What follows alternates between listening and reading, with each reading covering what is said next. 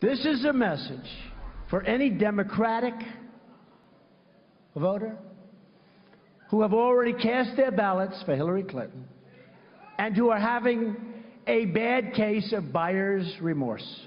Wisconsin is one of several states where you can change your early ballot. Hey, let's face it, we've all had buyer's remorse, right? Donald Trump at a rally in Wisconsin early this week actually advocating for early voters. If you've had buyer remorse, change your ballot. Now, the early voting debate taking center stage this election after a series of game-changing October surprises have left countless Americans probably itching to at least reassess, maybe even switch those votes. Let's discuss it now with Ed Pozzuoli, Jillian, Melchior, and Shelby Holliday. Ed, you've been involved in campaigns in Florida, which I think has the most early votes of any state. And it probably, I think in 2012, it actually put Barack Obama over, put him slightly ahead of Mitt Romney. What do you make of this? Is it time for this country and these individual states to maybe reconsider? They should reconsider shortening. I mean, in Florida, we started early voting October 24th, and that's given several weeks. Now, think about all the news that's occurred since then. Those voters have not had the benefit of that. As of today, Charles, we've had almost 5 million voters in Florida already cast their ballot. We've got to shorten that time. Election should be a snapshot in time.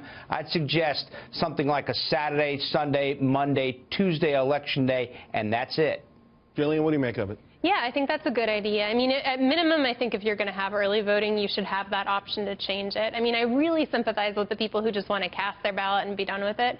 But in particular, this election, I think the electorate needs as much information as it can get. You know, it's interesting. I did read an article where a lot of people who've become new voters since November 4th to 2014 rather, are picking this route. So it may also, though, be the kind of sort of things that sweeten, makes it for I don't want to say early, I mean lazy people, but getting some people off the fence. But should they even be seduced? I mean, you should probably get up and go vote no matter what. You should get up and go vote. I'm all for states' rights. I think states should figure out what works best for them. But I think that's a great point. There should be limits to early voting. We shouldn't be voting months out before a presidential election.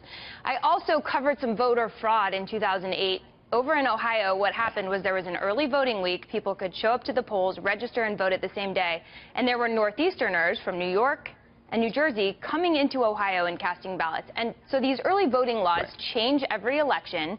They create loopholes, and it opens it up to voter fraud. What Donald Trump's talking about, changing your vote, that could provide some leeway for voter fraud if people start changing each other's votes or going back and trying to rescind yours. And, well, I know it's a complicated process no matter what. I mean, are you familiar with the process? Because what I've seen, what I've read is that it is cumbersome. But the point is, I'm sure there's so many people who probably wish they could change their vote right now, Jillian. Yeah, I mean, I'm not sure with that process. I know I've done early voting before, both when I was out of the country and when I was a Wyoming resident getting ready to move for college. But, I think that ability to change your vote is actually really important. Particularly in a race like this where you have consistently new surprising information and when it's this close. And your vote's not actually counted until election day. Sure. That's when it's actually counted. So maybe we should let people change it. Hey, I'm going to go to you and finally, because again, Florida, and the early ballots, Republicans have had a pretty significant lead. I think, I don't know what the count is today, but it felt like it was it's really a lot smaller now with in-person early voting. And of course, there's going to be a major push over the weekend. Is that what you're talking about? In other words, sort of skewing what might be the will of the people come next Tuesday? Yeah, I mean, that's the problem. I mean, you want people to assess the same information and then make their Charles, so we're not talking about two different things.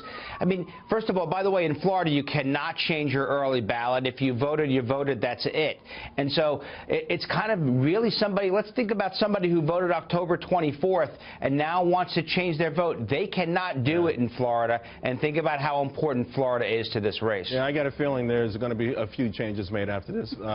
Thank you all very much. Appreciate it.